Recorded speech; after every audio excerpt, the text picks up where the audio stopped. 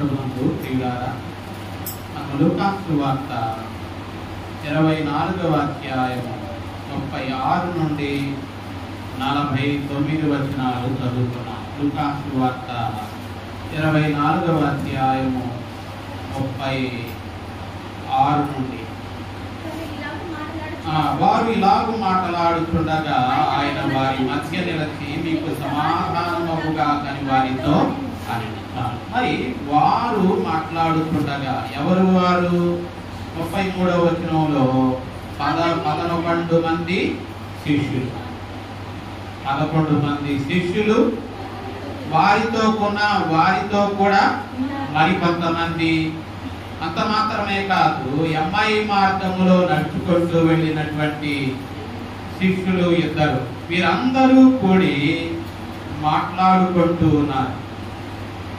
బహుశా వారు మేడగదిలో ఈ మాటలు మాట్లాడుకుంటూ ఉండగా మరి వారి మధ్య ప్రభువు నిలిచాడు. వారితో సమాధానము కలుగుగాక అని వారితో చెప్పాడు. మరి ప్రభువును చూసినటువంటి వారు భయాక్రాంతులయ్యారు. ఎందుకు వారు ప్రభువును చూసి భయాక్రాంతులయ్యారు అంటే, బహుశా వారు కన్నులతో ప్రభువును సిలువ వేయటం చూశారు. వారు కన్నులతో ఆయన సిలువలో మరణించటం చూశారు. వారు కన్నులతో ఆయన అరిమతయి యోసేపు సమాధిలో ఉంచబడడం చూశారు. ఈ రీతిగా ఇవన్నీ చూసినటువంటి శిష్యులు ఆయన మరణం కనబడేసరికి వారు దిగులు పడి భయాక్రాంతులయ్యారు. మనం చూస్తూ ఉన్నది ఒక ఆత్మనా, లేక ఆయనను మనం చూస్తున్నామా అని చెప్పి బహుశా వారు భయానికి కారణం వారు ఆయన ఒక ఆత్మని వారు తలంచారు. అప్పుడు యేసు ప్రభు అంటున్నాడు 38వ వచనంలో, మీరు ఎందుకు కలవరపడుతున్నారు? మీ హృదయములలో ఎందుకు సందేహం కలిగింది? మరి ఆయన సజీవునిగా ఉన్నప్పుడు, ఆయన శరీరధారిగా ఉన్నప్పుడు 1కి 2 సార్లు 3 సార్లు కూడా ఈ మాట చెప్పారు. మనుష్య కుమారుడు మనుషుల చేతికి అప్పగింపబడుతూ ఉన్నాడు. ఆయనను వారు శ్రమ పెట్టి సిలువ వేసి మరి చంపుతారు. 3వ దినాన్న ఆయన అగత్యముగా తిరిగి లేస్తాడు అన్న మాటలు ఆయన ముందుగానే చాలా సందర్భాలలో చెప్పారు. మరి అయినప్పటికీ వారు కలవరపడుతున్నారు. వారి హృదయాలలో సందేహం కలిగింది. మరి ఇప్పుడు యేసయ్య తన మాటలు వారికి జ్ఞాపకం లేవు. బహుశా మరి ఆయన ఇప్పుడు 39వ వచనంలో ఆయన తన చేతులను తన పాదములను ఆయన చూపిస్తున్నాడు. వారు ఇంకా సందేహంతో ఉన్నారు, వారు ఇంకా కలవరంతో ఉన్నారు. కాబట్టి ఆయన మాటలు, పునరుద్ధానపు మాటలు వారికి జ్ఞాపకం లేవు. కాబట్టి ఇప్పుడు తాను ఆయన కనబరుచుకుంటూ ఉన్నాడు. ఏ రీతిగా? తన చేతులను తన పాదములను వారికి చూపిస్తూ ఉన్నాడు. చూడండి, నన్ను పట్టి చూడండి, నాకున్నట్టుగా మీరు చూస్తూ ఉన్నటువంటి ఎముకలు మాంసము భూతమునకుండవు అని చెప్పి తన చేతులను పాదములను వారికి చూపించాడు. అంటే ఎందుకు తన చేతులు తన కాళ్ళను చూపించాడు అంటే, ఆయన ఆ చేతులు ఏ చేతులకైతే మేకులు పట్టబడినయో, ఏ కాళ్ళకైతే మేకులు కొట్టబడినయో, ఆ మేకుల గుర్తులను తన చేతులలో తన కాళ్ళలో ఉన్నటువంటి మేకుల గుర్తును వారికి, ఆ గాయములను వారికి చూపిస్తూ ఉన్నాడు. కనీసం వారు నా మాటలు నమ్మకపోయినా, నా మాటలు జ్ఞాపకం లేకపోయినా, కన్నులతో ఈ గాయములను చూచైనా వారు తనను నమ్ముతారేమోనని చెప్పి తన చేతులను తన పాదములను ఆయన వారికి చూపించాడు. అయినప్పటికీ వారు ఇంకను ఏం చేయలేదట. 41వ వచనంలో ఇంకను నమ్మక ఆశ్చర్యపడుతూ ఉండగా ఇప్పుడు ఆయన ఏం చేస్తున్నాడు? ఆయన ఇప్పుడు మీ యొక్క ఏమైనా ఆహారము ఉందా అని చెప్పి వారిని అడుగుతూ ఉన్నాడు. ఆయన అప్పుడు వారు కాల్చిన చేపను ఆయనకి ఇచ్చినప్పుడు ఆయన వారి ఎదుట కాల్చిన చేపను ఏం చేశాడు? తిన్నాడు. అంటే ఆయన పలు రీతులుగా వారికి తనను తాను కనబరుచుకుంటున్నాడు. గాయాలను కనబరుచుకున్నాడు. ఇంకా తన పునరుద్ధానపు మాటలను వారికి జ్ఞాపకం చేస్తున్నాడు. అంత మాత్రమే కాదు, ఆయన ఇంకా వారికి సందేహము ఉంది, వారు ఇంకా నమ్మలేకపోతున్నప్పుడు ఆయన వారికి మరి ఒక రుజువును చూపిస్తున్నాడు. ఏంటి? అక్కడ కాల్చిన చేప ఉంటే ఆ చేపను తీసుకొని ఆయన తిన్నాడు వారి ఎదుట. ఆ రీతిగా ఆయన తనను తాను సజీవునిగా వారికి ఏం చేశాడు? కనబరుచుకొని వారిలో ఉన్నటువంటి సందేహాన్ని, వారిలో ఉన్నటువంటి కలవరాన్ని ఆయన వారి దూరం చేస్తున్నాడు. వారిలో నమ్మిక కలగడానికి, వారు చూచి వారిలో నమ్మకం కలగడానికి అనేకమైన రీతులుగా ఆయన వారికి తనను తాను రుజువు చేసుకుంటూ ఉన్నాడు.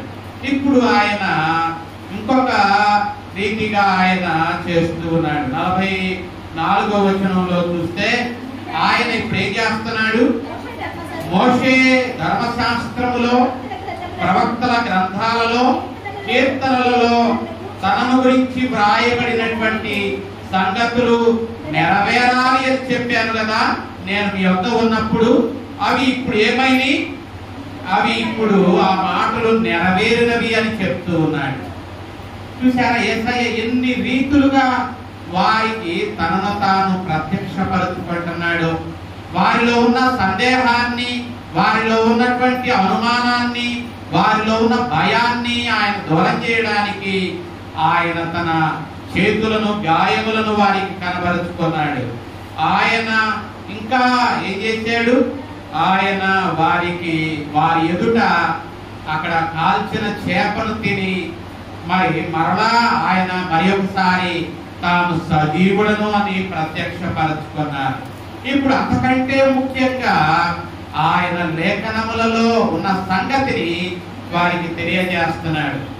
ఏ లేఖనాలు? మోషే ధర్మశాస్త్రములో, ప్రవక్తల గ్రంథాలలో, కీర్తనలలో తనను గురించి వ్రాయబడినటువంటి సంగతులు మరి సమయములో ఏమైనా నెరవేరినవి అని చెప్తూ వారు లేఖనములను గ్రహించున్నట్లుగా ఆయన వారి మనస్సును ఏం చేస్తున్నాడు? తెరుస్తూ ఉన్నాడు. అంటే వారి మనోనేత్రములు తెరుచున్నట్లుగా ఆయన వారికి సహాయం చేస్తూ ఉన్నాడు. ఆయన మరి పాత నిబంధనలో, మోషే ధర్మశాస్త్రములో, ప్రవక్తల గ్రంథాలలో, కీర్తనలలో తన గురించి వ్రాయబడిన సంగతులు ఏ రీతిగా నెరవేరినయో వారు గ్రహించున్నట్లుగా వారి మనస్సులను తెరిచి ఆయన వారికి దేవుని వాక్యాన్ని తేటపరుస్తూ ఉన్నాడు. ఆయన అంటున్నాడు, క్రీస్తు శ్రమపడి 3వ దినమున మృతులలో లేచునని ఆయన యెరూషలేము మొదలుకొని సమస్త జనములలో ఏం చేయబడాలి? ఆయన పేరిట మారు మనస్సు, పాప క్షమాపణ ప్రకటింపబడవలనని వ్రాయబడి ఉన్నది. కాబట్టి ఏం ప్రకటించబడాలి? సమస్త జనములలో మారు మనస్సు, పాప క్షమాపణ ప్రకటింపబడాలి అని వ్రాయబడి ఉన్నటువంటి సంగతులను కూడా వారికి తెలియచేశాడు. ఆ రీతిగా తెలియచేసి ఈ సంగతులకు మీరే సాక్షులు అని చెప్తూ, మీరు ఈ సంగతులకు సాక్ష్యం ఇవ్వకమునకు పై నుండి మీరు ఏం పొందుతారు? 49వ వచనం చివరి భాగంలో మీరు పై నుండి శక్తి పొందుతారు, అప్పుడు మీరు నా కొరకు మరి సాక్షులుగా ఉండగలుగుతారు అని చెప్పి ఆయన చెప్తూ ఉన్నాడు. కాబట్టి ప్రభునందు ప్రియులారా, యేసయ్య ఆ రీతిగా తనను తాను సజీవుడిగా ఆయన ప్రత్యక్షపరుచుకున్నటువంటి మరి సందర్భం మరి ఒకసారి మనం చూస్తున్నాం. మరి ఇప్పుడు మనము పత్రికా పాఠంలోనికి వెళుతూ ఉన్నాం. ఒకసారి యోహాను రాసినటువంటి మొదటి పత్రికలో మొదటి అధ్యాయము నుండి 2వ అధ్యాయము 2వ వచనం వరకు మనం చదువుకున్నాం కదా. మరి యోహాను ఏం చెప్తున్నాడు? జీవవాక్యాన్ని గురించి తెలియజేస్తున్నాడు. ఆది నుండి ఏది ఉందో, మేమేమి విన్నామో, కనులారా ఏదైతే చూచామో, ఏదైతే నిదానించి కనుగొట్టిమో, మా చేతులు దేనిని తాకి చూచినయో దానిని మీకు తెలియజేస్తున్నాం.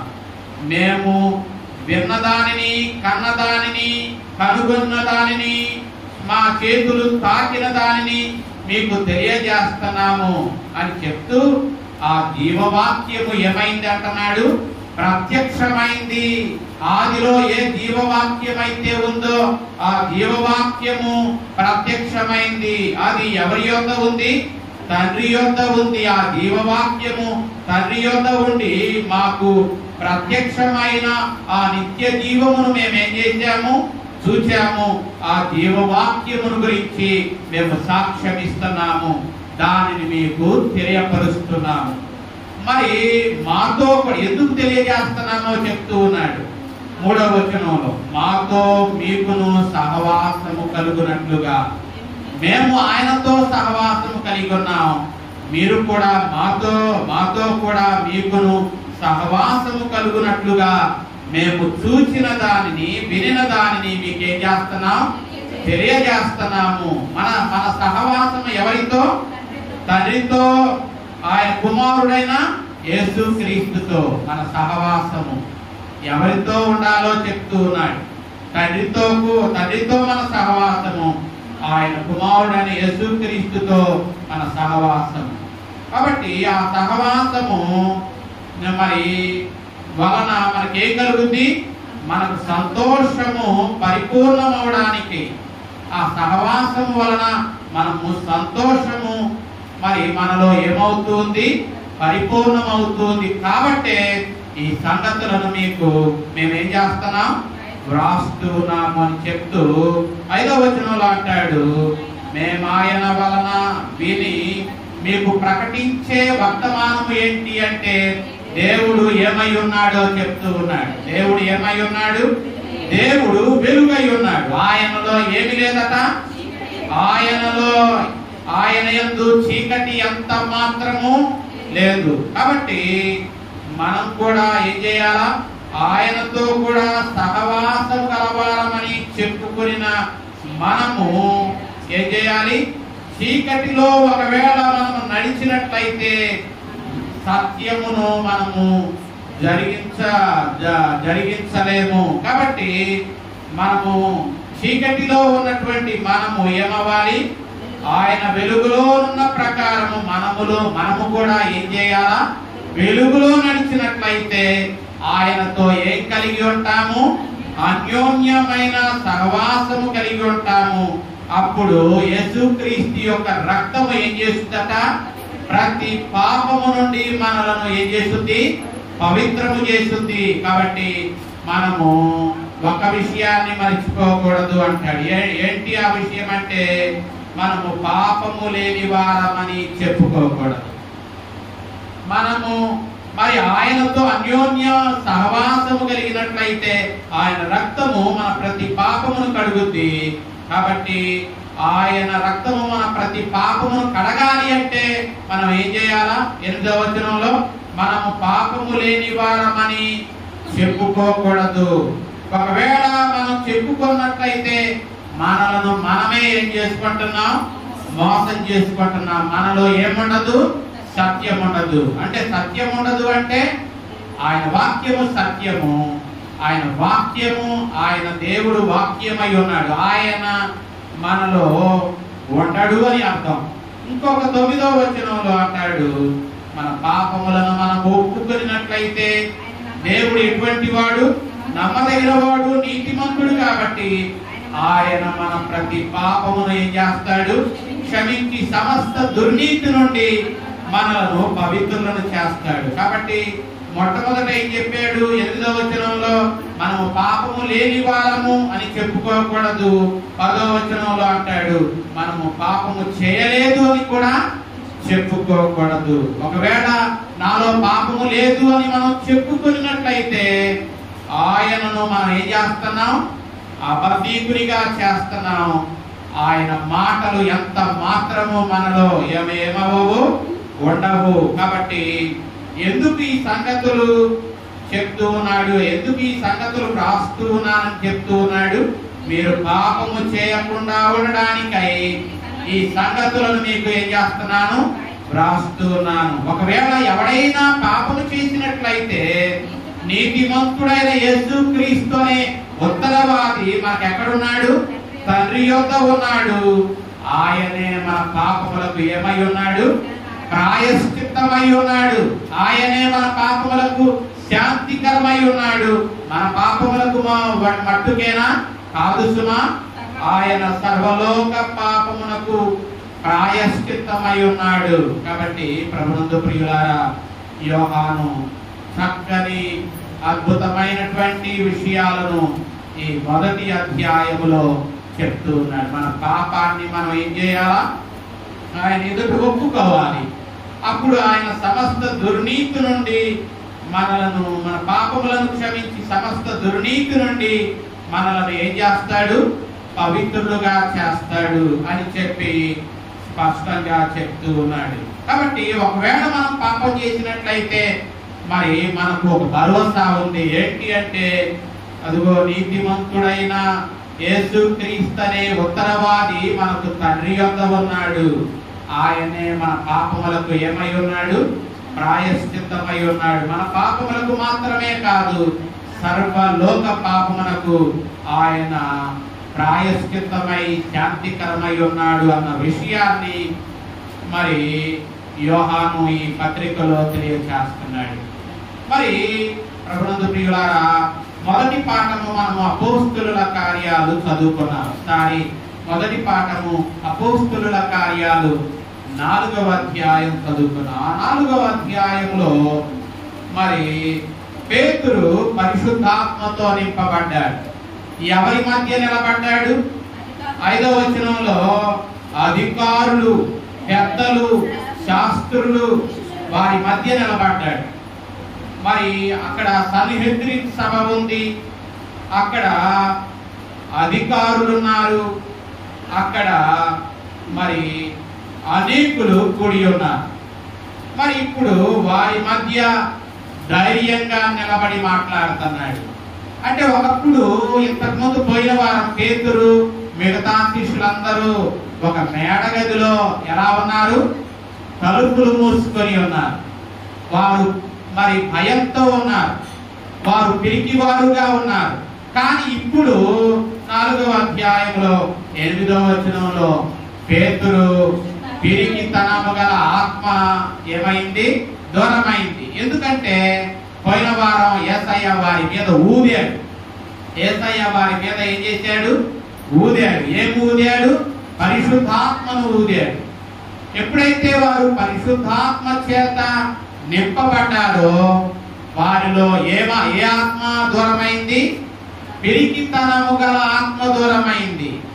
మరి వారు ధైర్యముగా మరి వారు ప్రజల మధ్యకు వచ్చారు, అధికారుల మధ్యకు వచ్చారు, సన్హెద్రిన్ సభ మధ్యకు వచ్చారు. వారు వచ్చి ఏమని చెప్తూ ఉన్నారు? ప్రజల అధికారులారా, 9వ వచనంలో ప్రజల అధికారులారా, పెద్దలారా, ఈ దుర్బలునికి చేయబడిన ఉపకారమును గురించి వాడు దేని వలన స్వస్థత పొందేనని నేడు మమ్మలను విచారిస్తూ ఉన్నారు. మీరు ఎందుకు ఇంతమంది అధికారుల మధ్య, పెద్దల మధ్య మమ్మల్ని ఎందుకు నిలువ పెట్టారు? మేమేమైనా తప్పు చేసి మమ్మలను నేరస్తులుగా నిలబెట్టారా? ఎందుకు నిలబెట్టారు? ఎందుకు మమ్మలను విమర్శింపబోతూ ఉన్నారు అని చెప్తూ మీరు ఒక్క విషయాన్ని తెలుసుకోవాలి. 10వ వచనంలో మీరందరూ, ఇశ్రాయేలు ప్రజలందరూ, మీ అధికారులైన మీరు, సన్హెద్రిన్ సభవారైన మీరు, ప్రజలందరూ కూడా తెలుసుకోవాల్సింది ఏంటి అంటే, మీరు ఎవరైతే సిలువ వేశారో, మృతులలో నుండి దేవుడు ఎవరినైతే లేపాడో ఆ నజరేయుడైన యేసుక్రీస్తు నామములోనే వీడు ఏం పొందాడు? స్వస్థత పొందాడు. ఏ నామములో? నజరేయుడైన యేసుక్రీస్తు నామములో వీడు పొందాడు. ఆ నజరేయుడైన యేసుక్రీస్తును మీరు ఏం చేశారన్నాడు? సిలువ వేశారు. కానీ దేవుడు ఆయనను మృతులలో నుండి ఏం చేశాడు? మీరు ఎవరినైతే సిలువ వేశారో దేవుడు మృతులలో నుండి ఆయనను లేపాడు. ఆ నజరేయుడకు యేసు నామములోనే వీడు ఏం పొందాడు? స్వస్థత పొంది మీ మధ్య నిలబడ్డాడు. వీడు పుట్టుక నుండి వీడు ఎటువంటి వాడు? వీడు పుట్టివాడు. కానీ పుట్టివాడైన వీడు మరి దిక్కున లేచి నడుచుచు గంతులు వేయుచు దేవుని స్తుతించుచు దేవాలయంలో మీ అందరి ఎదుట నిలబడ్డాడు. దానికి కారణము మేము కాదు, మా స్వంత శక్తి చేతనైనను బలము చేతనైనను వీడికి నడువ శక్తిని ఇవ్వలేదు. మరి ఎవరిచ్చారు? ఎవరైతే మీరు సిలువ వేశారో, ఎవరినైతే దేవుడు మృతులలో నుండి లేపాడో ఆ నజరేయుడకు యేసు నామములోనే వీడు ఏం పొందాడు? స్వస్థత పొంది మీ దగ్గర నిలబడ్డాడు, మీ ఎదుట నిలబడ్డాడు. మీరేం చేశారు? ఇల్లు కట్టేవారు మీరు. అటువంటి ఇల్లు కట్టువారైన మీరు తృణీకరించిన రాయి అనే మన 118వ కీర్తనలో ఇందాక చదువుకున్నాం. ఇదిగో ఏ రాయినైతే మీరు తృణీకరించారో, తృణీకరింపబడిన ఆ రాయి ఇప్పుడు ఏమైంది? మూలకు తలరాయి అయింది. కాబట్టి ప్రభునందు ప్రియులారా, ఇల్లు కట్టాలి. మీరు ఇల్లు కట్టవలసిన మీరు దేవుని ఇల్లుని ఏం చేయలేకపోయారు? కట్టలేకపోయారు. మూల రాయిని ఏం చేశారు? పునాది రాయిని మీరు ఏం చేశారు? దానిని త్రోసివేసేశారు.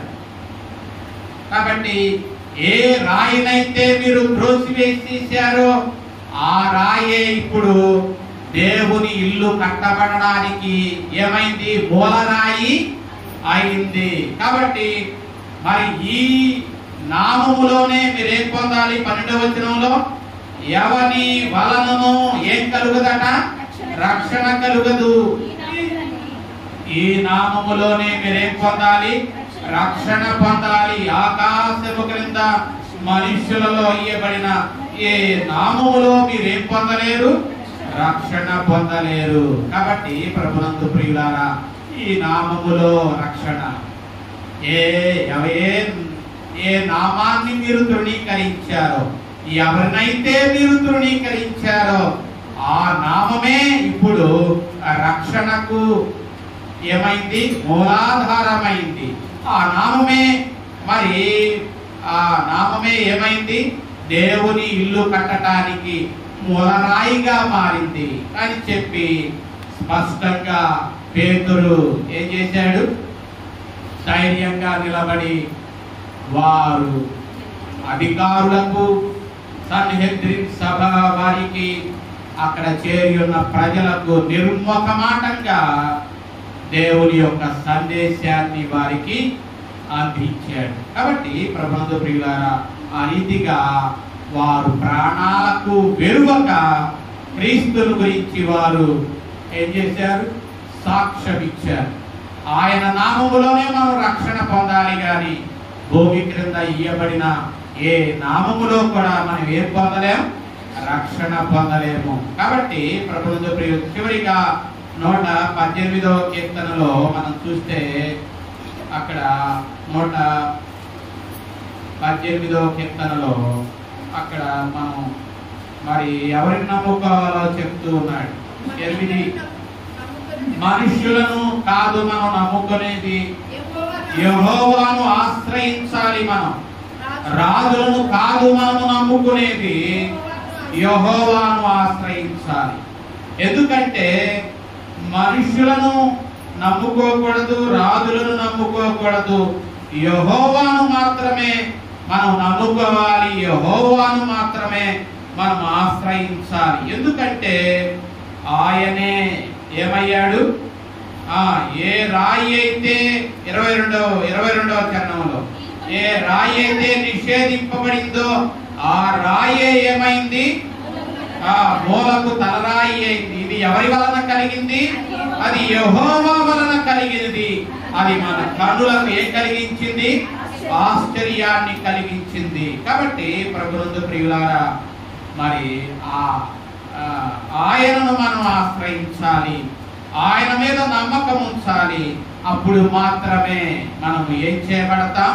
నీతిమంతులముగా తీర్చబడతాం. రక్షణను గురించినటువంటి సునాదాన్ని మనము చేయగలుగుతాం. కాబట్టి 15వ చరణంలో నీతిమంతుల గుడారములలో ఏమి వినపడుతట? రక్షణను గురించినటువంటి ఉత్సాహ సునాదము వినబడుతుంది. ఆయన నామములో మనకు రక్షణ. ఆ నామమును మనం ఆశ్రయించినప్పుడు మనము నీతిమంతులముగా తీర్చబడతాం. నీతిమంతులుగా తీర్చబడినటువంటి మనము ఎల్లప్పుడూ ఏం చేయగలుగుతాం?